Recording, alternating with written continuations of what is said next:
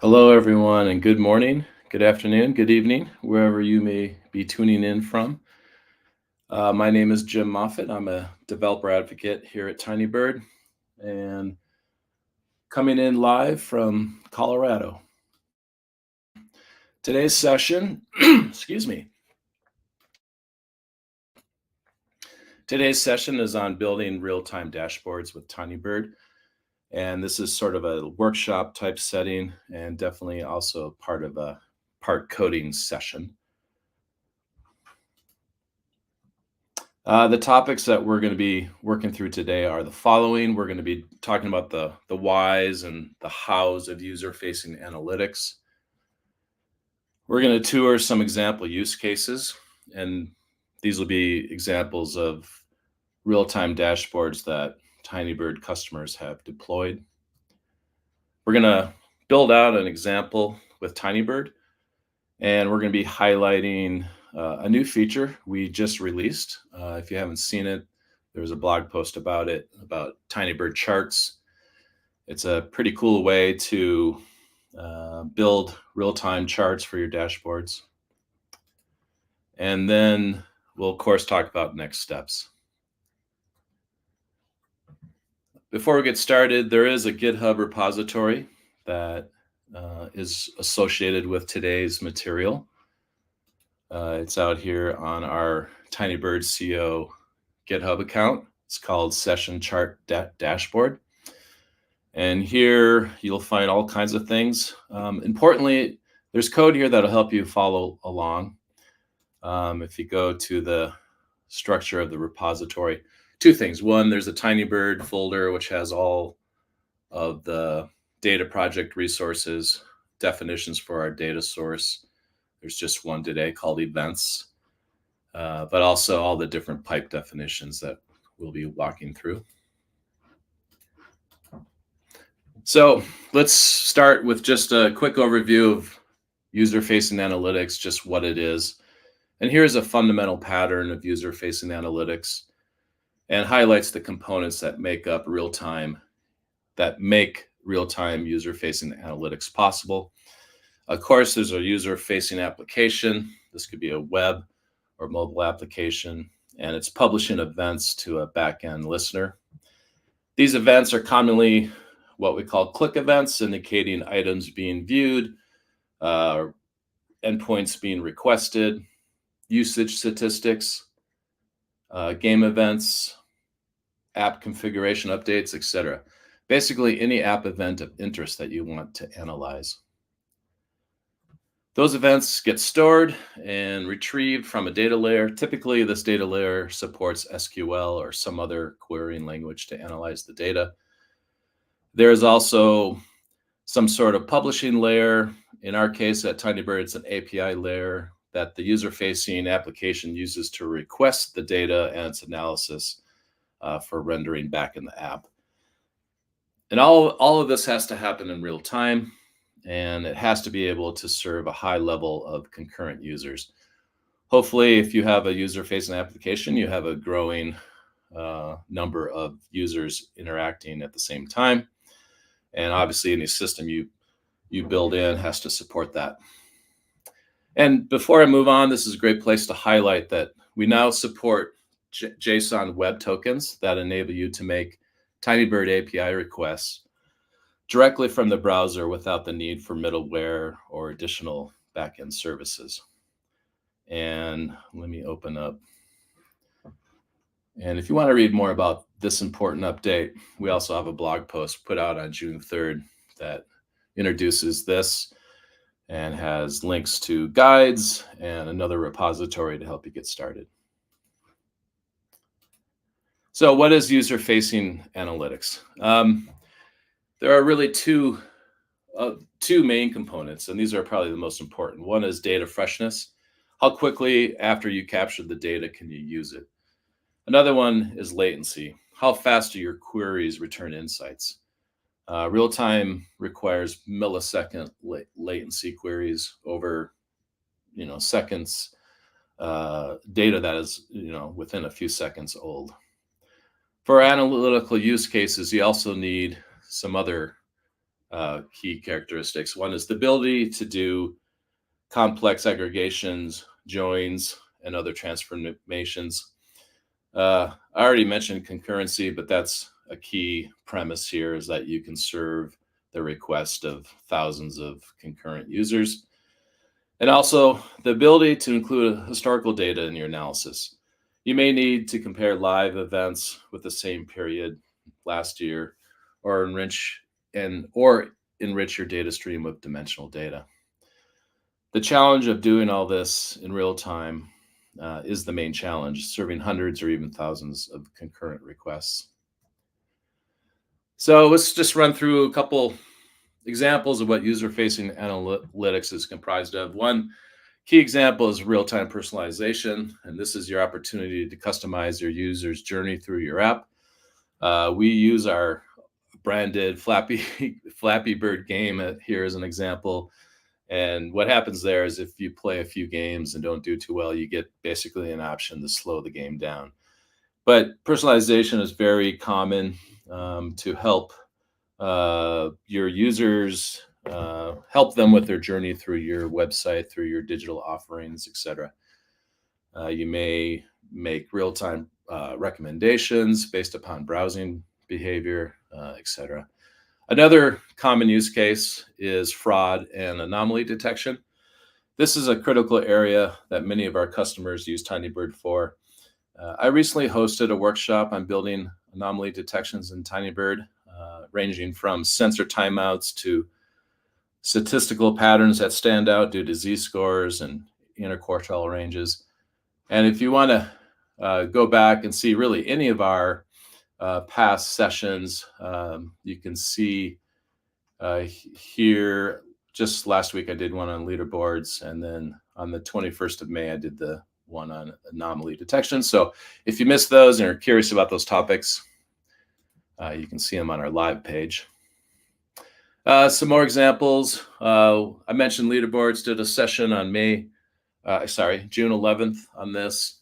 And leaderboards are just another example. These are the real-time ranking of some attribute. Maybe it's a game score, the number of miles ridden, donations made, or visited documentation pages. It can be whatever you want, and there's a lot of creative ways you can provide useful information back to your users based on this technique.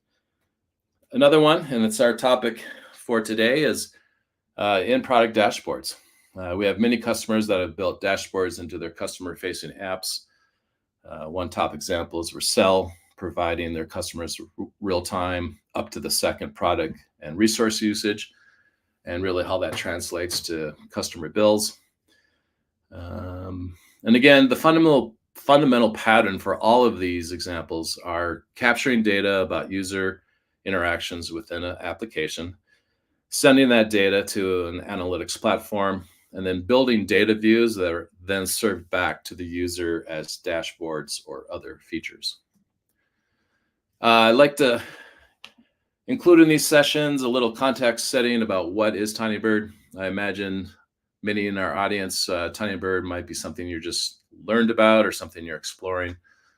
So let's get some mutual understanding about what Tinybird is. One, it has a OLAP database as its data layer. We have integrated ClickHouse as our data layer. And so you can think of this as a managed instance of ClickHouse. And ClickHouse brings three important features to Tinybird. One is the ability to ingest massive volumes of data in real time. Built from ClickHouse and Tinybird were built from the ground up to work with real-time streaming data. Another important thing it brings to the table is the ability to serve thousands and thousands of concurrent connections and requests for data. This is a bottleneck that is often experienced with more legacy type databases, but certainly is not a hurdle with ClickHouse. And also ClickHouse provides its additive SQL dialect, including a large collection of SQL functions and clauses that make working with real-time data more convenient. And we'll see several examples of this as we work through our code to build a dashboard. Another thing Tinybird is a data platform for unifying data sources. You can blend in batch and real-time data. And in fact, enriching data streams with related dimensional metadata is a very common fundamental pattern that our customers implement with Tinybird. It's also a data analysis platform. As I mentioned, we integrated ClickHouse, which brings a powerful SQL engine, enabling you to filter, aggregate, join, and transform that data with SQL. Also, it's a place to design and deploy API-based data products. This is what first caught my eye about Tinybird was the ability for a mere mortal like myself to sit down, pull in different data from different sources, use SQL, which is a language probably everyone in this session is familiar with. And I was able to sit down using SQL, build some data views that I wanted to serve as an API, and then simply click a button. And I had this fully supported, bulletproof API for serving that data. So another view of what Tinybird is, it's a real-time data analytics platform. So here we have sort of a generic architectural diagram of a real-time streaming system. Here you have sort of the classic pattern of publishing and listening and subscribing to different types of data. And Tinybird abstracts what's in this purple box. It has a collection of what we call native connectors, including one for different streaming protocols. And with those native connectors, it just makes it super easy to bring data into your system. Again, then it's fed to a real-time database. There's the SQL engine, and then a publishing layer. Here's another view with the same concept, but more specific names for the components. And here we have a Kafka stream flowing into Tinybird, where we do have a native Kafka consumer. We also have an equivalent for things like Red Panda and also Confluent streams. That data is then managed, stored, and archived in this managed ClickHouse instance. And of course, what that brings to the table is the ability to work with that data with SQL. And with Tinybird, we will build data pipelines that use this SQL to join, aggregate, filter that data, building data views of interest. And then we have an API layer where that data is exposed back, in this case, back to a user-facing application.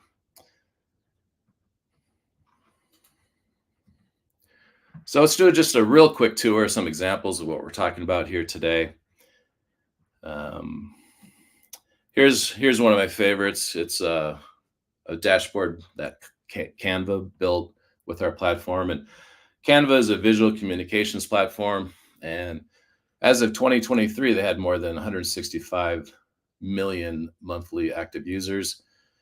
This includes over 500,000 nonprofits, over 60 million students and teachers, and 85% of the Fortune 500 companies. So with the system, over 200 designs are created every second.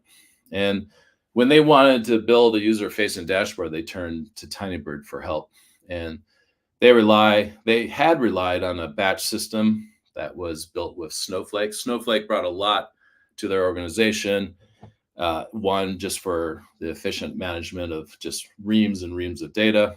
It gave access to internal data scientists to understand more about user behavior and how their platform was behaving. But when it came to wanting to expose user-facing dashboards, there was some bottlenecks around concurrency. And in the end, they built a creator insights feature with real-time data on the number of views and engagements that different designs have received. And with Tinybird, they've shipped over 7 features soon after getting started with Tinybird. Here's another one from Vercel. Vercel offers users real-time data of their platform usage. And Vercel Analytics is a process that collects metrics from a user's device and calculates how well an application is performing out in the wild. And users have a reactive dashboard experience, even when viewing data for a long time period. Data is available within seconds, and users can iterate faster as they can immediately see updated metrics after a new production deployment. So what will we build with today? A couple things. One, we're going to use a Tinybird offering called Mockingbird to generate events. I'll show you that in a minute. And this tool, this data mocker, it sends events to an events data source via the events API. The events API, that's a pretty important offering that Tinybird has. It's a way of pumping data into Tinybird if by chance we don't have a native connector for where you store your data. So it's sort of a Swiss Army knife, and we're going to be using that today. We're going to build Tinybird pipes to build endpoints of interest, and we're going to use charts to implement some dashboard features. And of course, we're going to have a web app to host our database or our dashboard. So let's go build a dashboard. This is a quick view of what we're building. Again, some user-facing application. In my case, I'm mocking that with this Mockingbird tool, sending events into Tinybird. And then within Tinybird, we're going to be building endpoints and using charts to build that dashboard. Let me show you Mockingbird. Again, this is what we're using. If you go to mockingbird.tinybird.co, you'll get this interface. It's really a neat tool for simulating high volume real-time streams. Here I'm using the events API, but you can also use this to push this data into other platforms. I'm sending it into a data source I'm going to be calling events. I put in a token. I'm generating 100 events per second. And this is an important detail here. This is the actual schema that we're sending in. This is how I can configure Mockingbird to send the type of events I want to work with. If you go here, this tab, you'll see many other options. There's one around like fake airline bookings because we have a repository and an example demo that works with that. Here is the look at the JSON events that we're sending, and you can use this preview just to confirm that it's working. What we have here is a UTC timestamp. We have a made-up transaction ID. I'm setting this to this account, and you could set up Mockingbird to simulate many different accounts. Here, I'm just using one. And then this is the key part for what we're building today. Every time an event gets set in, it indicates an endpoint that was selected, a city that was selected, and a type of sensor data that was selected. And if I go to this is my Tinybird workspace, and you'll see down here I have under data sources, I have this events data source. I just cranked this up a little bit before this session. I already have 313,000 rows. I ran this overnight a couple days ago, and you can quickly simulate millions and millions of events. Here I have what's coming in. I can just click on the schema tab, and you can see here, as you might expect, are the different things, the different attributes that I'm importing in. And then we also have a collection of pipes. And I'm going to build a pipe right now, just in case you've never used Tinybird. This kind of will show you the workflow that we're building here. And I want to also, well, let me do that. I'm going to create a pipe called, I'm going to call this requests. What I want here is I want some endpoint to tell me the type of endpoints and requests that are being made. So I name it whatever you want. I'm going to call mine requests. I'm going to set up a first node. In fact, I'm going to have just one node, and my convention is I name it endpoint. You can have many nodes in here. And that's the cool thing about Tinybird is one node um, reads from the node before it. So you can build a sequence of query statements. You don't have to build one monster complicated query if you want. You can break it up into logical pieces. In my case, I'm just going to have one endpoint. And I'm going to, let's build what we're going to do here. What I want to do here is a couple of things. And right off the bat, we're going to be talking about a ClickHouse feature. I'm going to use a function called toStartOfDay. What I want here is a daily bin of requests that are coming in from my application. So I'm going to do the start of day timestamp. I'm going to do that. I'm going to alias it as simply time. I want to pull in the city. I want to, then I want to do a count of those as a thing called requests. And I'm pulling in from the events data source. And let's do something like, okay, I'll do a group by. I want to group by time. And I want to order by requests in descending order. So run that to make sure it works. Oh, I got to do a group by. Okay, so there we have that. And another thing I want to do here, I want to add a request parameter because I don't always want to just know about every city. I want to do something like where city is equal to, let's pick the one that's hardest to spell.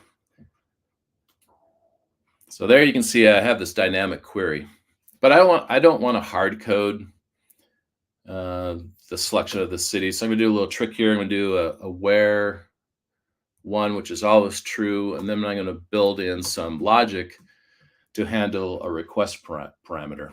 So using our templating language, you can do something like if defined, if the user sent in a specification for the city,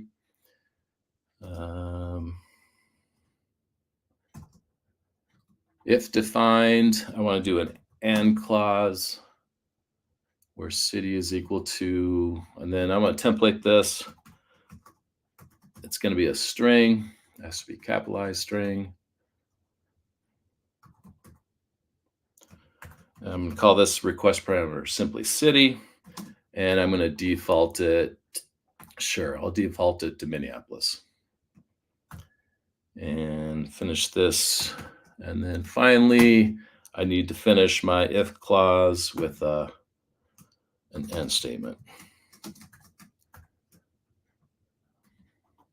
All right, see if this still works. Okay, it does. All right, so a couple of things to notice here. Now I have this dynamic query parameter for selecting different cities of interest. You can see up here that our front end detected this syntax and extracted this one parameter. This is a really neat feature. You can quickly see what request parameters are available. And so we have the type of endpoint that we want. This one is super simple, but it tells me how many requests have been made per day for each city. I'm going to convert this or create an endpoint based upon this. And this is where you can see I'm going to select endpoint. Again, I could have many different nodes to make up this pipe. In this case, I just have one. And boom, I already have this dynamic parameter here, or this dynamic endpoint. I can come here and change my query parameter, for example. Run that. You can see how it's dynamic in that sense. But now I'm going to create my first chart. So I'm going to go in here. And then, again, this is a new feature we just came out with a week or two ago. I'm going to create a chart. I'm going to call this simply a request.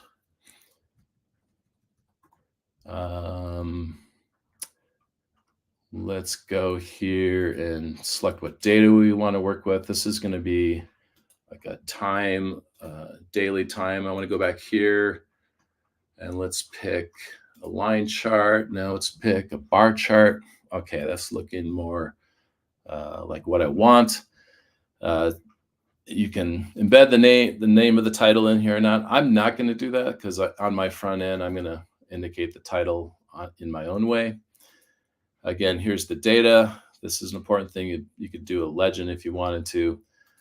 For styles, you can really go to town here with the color and the fonts that you want to use. I have a preset that I want to use called Demo. I don't really like the bright green, so I changed that.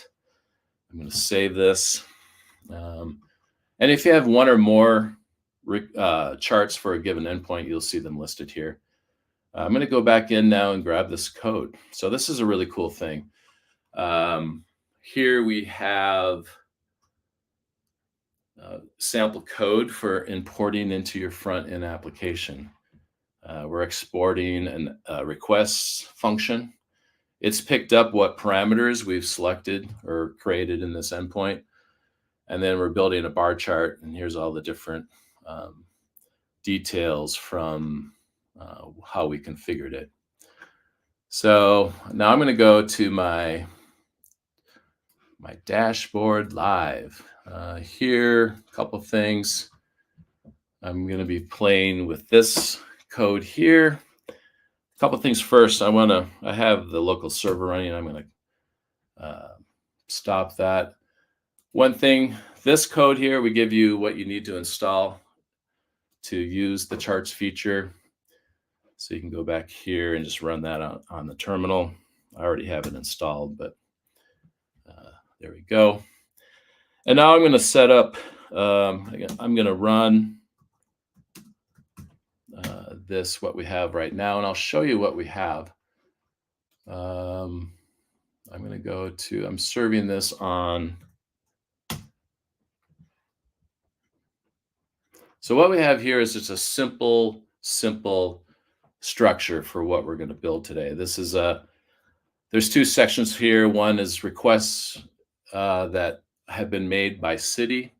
And also we'll have another section that shows total requests across the whole data set. So to build this, a couple of things. I have this charts folder. I'm going to create a new chart here. And going back to the charts feature, I'm going to grab this code that it produced for me. And I'm going to drop it into this new, I'm going to call this requests.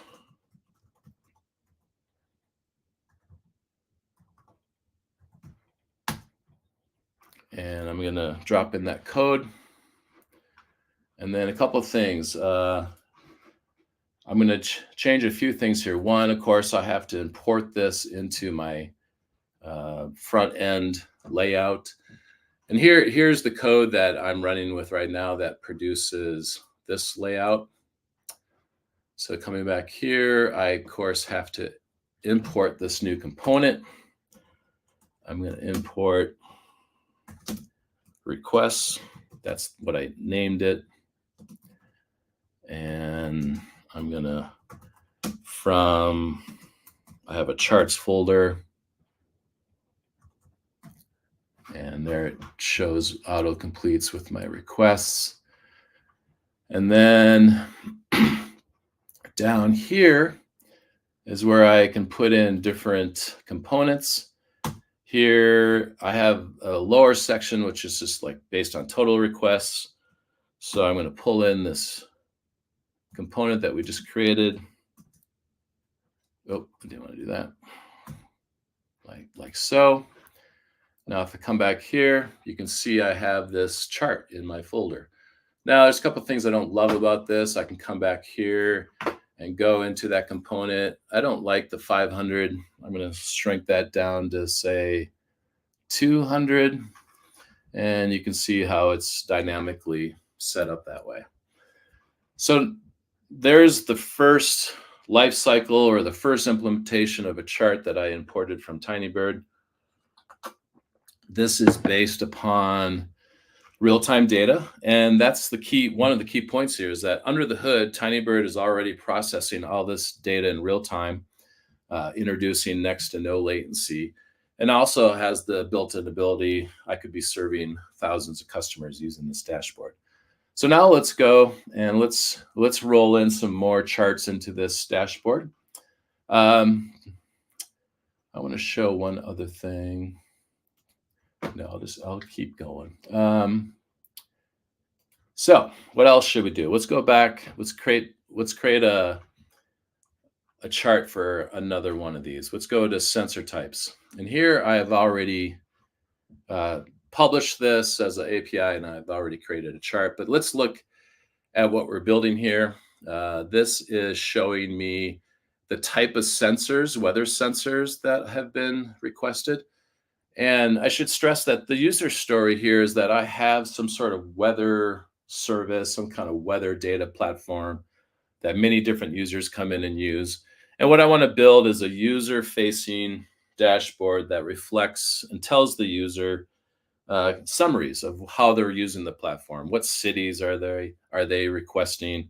What endpoints are they hitting? And in this case, what sensor types they're requesting. So this is a lot like the requests that we just set up, the other pipe. This one, as you see, is called sensor types.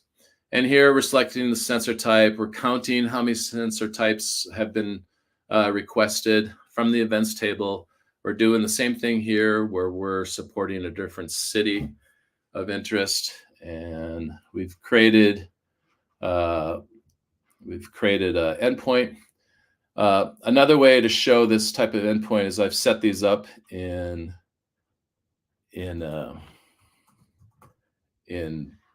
Postman. Here's that sensor types one I just used or just showed you. Here I'm using Postman. You can see the different results here.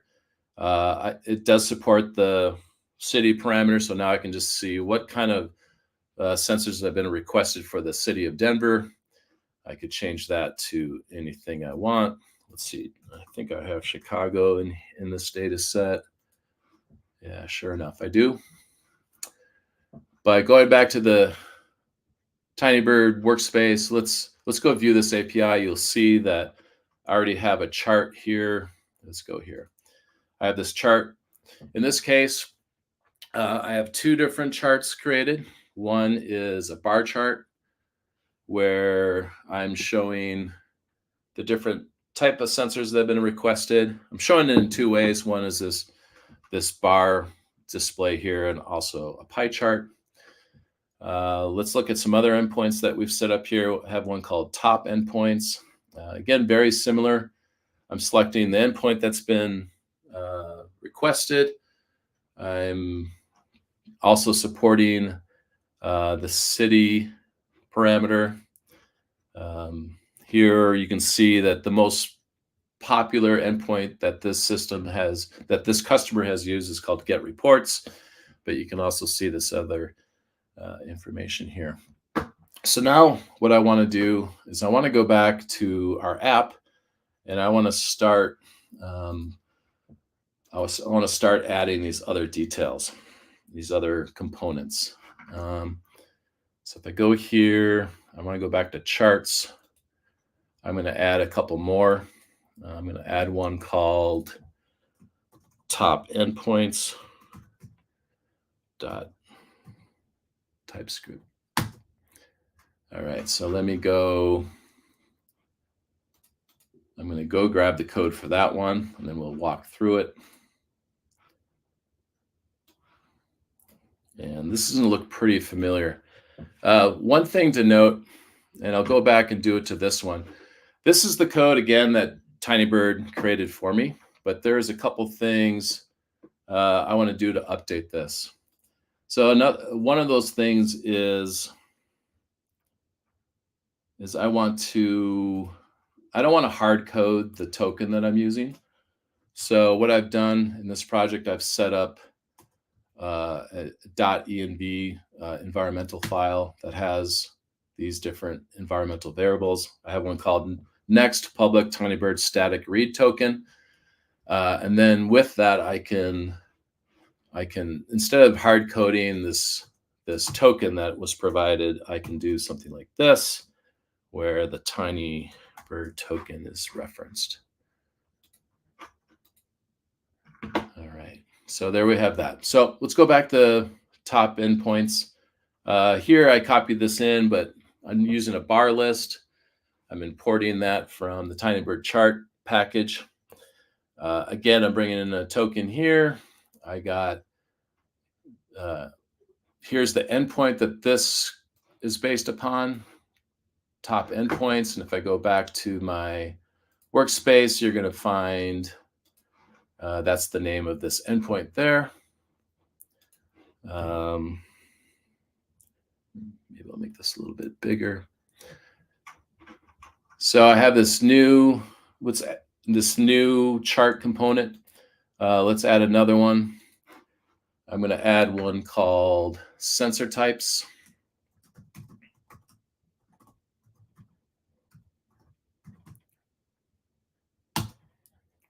And let me grab some code for that. And these are all going to look pretty familiar. The same structure. The main differences are, in this case, I'm calling yet a different endpoint, the sensor types that we just viewed. Let's add another one. Let's call this, I have one called sensor types pi, which is just really the same data, but just for graphical fun, for visual pleasure. I'm adding this to give a little variety to the dashboard. Let me grab this one. And the main difference with this one is just the type of chart that we're building. Instead of a bar chart here, we're using a pie chart, pretty self-explanatory.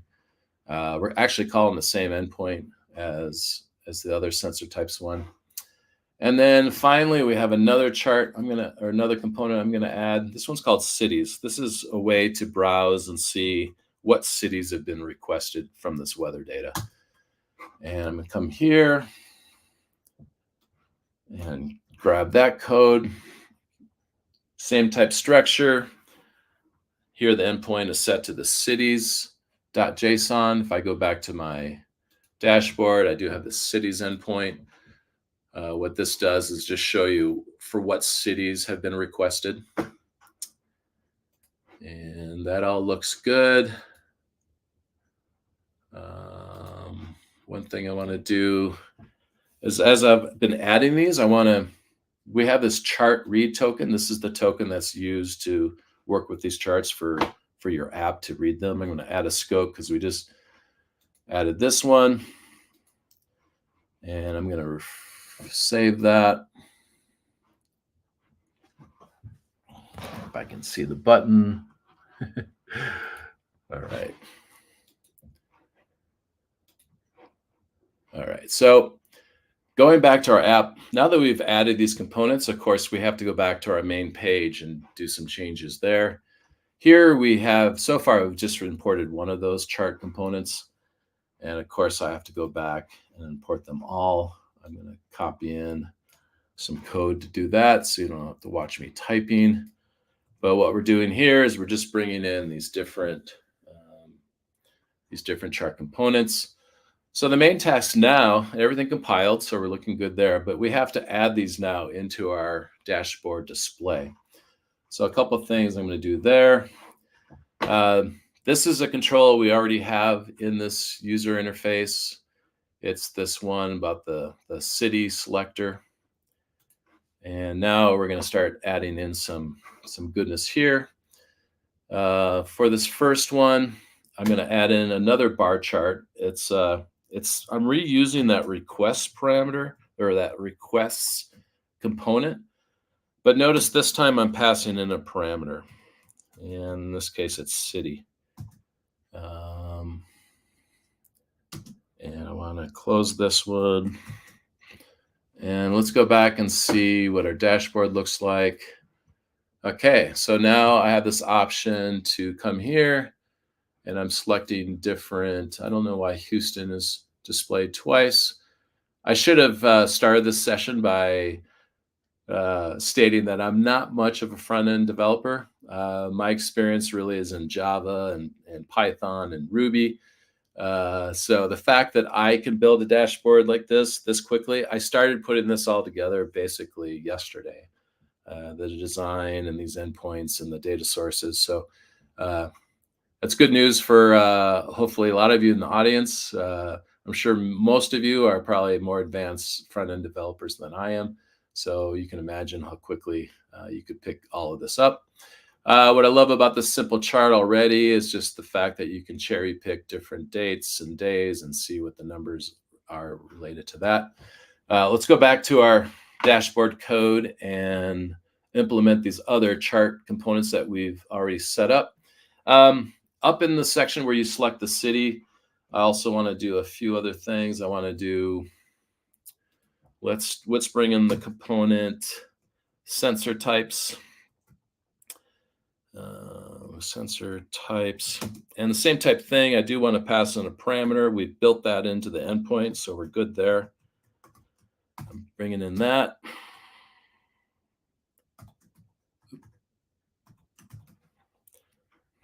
Helps to get rid of my typos. All right, so we have that. Let's just go check on things and see what we got. You can see, oh, now we have the sensor type. Let's go back and add in our others. You remember I set up one that's really the same data, but showing a pie chart. Let's do the same thing here. And probably will be no surprise that if I come back here, we now have this pie chart. Let's go down, let's add in some more components below that aren't city specific, but rather give you data for the whole data set. And what we have here is, let's add in the top endpoints. And let's go make sure that is actually working. Okay, we have that here. And you'll notice that as I click around, or if I refresh this, you can see these numbers change. Get reports where I have that number 222053. I reload it, and we've already gotten a few thousand more reports for that. And finally, let's go back here and add in a couple more. Oh, one thing I want to do, I just added this morning, the top endpoints. I also have that. I added the ability to support the city parameter too. I want to know for each city what type of requests have been made by this customer of ours. I want to make sure that works since I just added it. Yep, there we go. One thing I didn't really like is that layout. I want 3 columns now. So let's go down and finish this. We have top endpoints. Let's add in our component sensor types. And again, this time we're calling it without any query parameter, meaning, got to spell it right. And finally, we want this other endpoint called cities. I'm curious about what cities I've requested data for. All right, so going back to our dashboard. So now we have this dashboard that we've put together.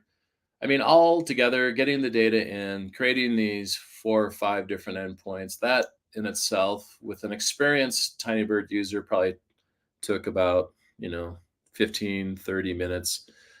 I did start with a template to host these chart features, but the process of creating the charts and importing them here, that would take maybe another, I don't know, maybe an hour to get all the code up and tested. Again, here we have the ability to pick different cities. You can see the data changing in real time. And there we have it. We have we have built a weather dashboard. So me as a user of this product, I can come in here and just get a personalized view of how I've been using this platform. Admittedly, I'm sending in tons of results, a ton of events. I'm sending in, I think, 100 a second. That would represent a very uh, power user of this type of application, but I did want to work with lots of data. Um, but the point there is that, Tinybird and Under the Hood ClickHouse, you can query these type of tables, these data sources. You could have billions of rows of events and be able to extract your data in milliseconds. So that is the dashboard. Going back to our deck, a couple things for next steps is, again, if you're curious about how this was built, you can go to the session chart dashboard. You have all the information here you need. This is a snapshot of this final state of what we just ended up with. There, under the data generator folder, there's this Mockingbird JSON. That's the type of data that I'm having Mockingbird send me. Again, the Tinybird folder includes the definitions for these different pipes. You can see them here. If you click in, you'll see the SQL. And all of these are pretty basic. You can get much more complicated, much more fancy, of course, with SQL. Maybe there's a case where I'd want to join the different data sources, although in this case, I'd have just one. So just know that resource is there. For the app itself, come in here, go to source. If you look under charts, here are the components that we just set up. And again, all of this code was essentially provided right out of the Tinybird workspace itself. I could let's go to this one again. Again, go to View API, and we have this charts feature here. And again, this is where you can click in. You can create new ones. You can review the code that is associated with that chart here. So that's all good. A couple other things. We have a separate guide for Tinybird charts that's worth checking out. I think we published this just last week. There's a repository, and what I showed today is largely based upon this as well, but this is sort of a more targeted view of how to work with charts. Another really important one is this one. This is a guide for building with JSON web tokens. And this is I learned a lot from this one. Of course, again, I'm not a front-end developer, but there's a lot of neat stuff in here. There's end-to-end tutorials and product documentation. And if you are a web app developer, obviously these JSON web tokens are going to be important here. What's cool about this is the repository we have shows all the process for going to the server and getting a time-based token that you can then use from your browser to make Tinybird API requests. What else? Some more next steps. We have a user-facing analytics blog post that cites different examples, use cases, and resources. If you're new to this whole area of wanting to build in real-time user-facing analytics, that's a great blog post to dig into. Again, on the 11th, I presented about real-time leaderboards, and we have a blog post about that. If you're curious about leaderboards and wondering how you could use them, say outside of a gaming type context, hopefully this blog post will give you some good ideas. I found that the more and more I thought about leaderboards, the more useful I found them. And in fact, be it a fitness app or maybe a documentation site, it's kind of cool to see rankings, maybe how many miles you've biked in a week, or what are the top documentation that you've viewed, sort of a way to keep track of what you're learning. And also, finally, a blog post on, actually two. We've been releasing a lot. We're calling this the summer of launches. And we have this blog post about charts. I find them they're awesome for not only prototyping what a dashboard could look like, but they're ready for production. So if you come up with a widget, a chart that you're happy with, just know that it's ready to be incorporated into your front end, knowing that it's being powered by this real-time system with little latency and, of course, the ability to serve many concurrent requests. And finally, if you are getting into Tinybird and perhaps you're checking it out for the first time, know that we have this public Slack community. I've been impressed by how much I've learned from it. It is loaded with power users. I'm always pleasantly surprised by the type of questions coming in, everywhere from how do I get started to more in-depth, more complicated questions about the more nuanced features of Tinybird. So if you go there, just know you'll have support not only from fellow community users, but also our staff. We pay attention to the questions coming in there. We do a lot of interactions there. And one thing I'm super impressed with the culture at Tinybird is just our customer focus. We have a customer success team that is amazing, super knowledgeable about all things Tinybird, all things ClickHouse, all things API endpoint wise, and just a great example there. So that's all the material I had for today. I want to thank everybody for coming. This has been a fun topic for me to get into. Again, not being a front-end developer, I am continually impressed by the power and the ease that Tinybird can bring to your mission of building these real-time user-facing dashboards. I see some questions. I'll wrap up with a few of those. I have a question about pricing. Tinybird, basically the levers are how much data you're storing on the platform, but also how much data is processed to serve your API responses. Now you can, there's a free tier that you don't have to put a credit card in. It's free forever. It's an amazing place to check out the product and even do some real world prototyping. The limits there are you can store up to 10 gigs of data at any given time. And there's a limit of 1,000 API requests per day. So it's a wonderful place to get started, to prototype, to kick the tires. We make it super easy to bring different data sources in. Maybe you have a Kafka or Red Panda or Confluent stream that you want to work with. Maybe you have data in Snowflake and BigQuery and you name it. We do make it pretty easy to get the data into Tinybird. And then you can start building your queries. As you start building queries, you're going to see some helper things in the product itself. Like if I go to here, every time you run a query, you're going to see things like, here, let me go back to, like here it processed 10 megs of data and it took 257 milliseconds.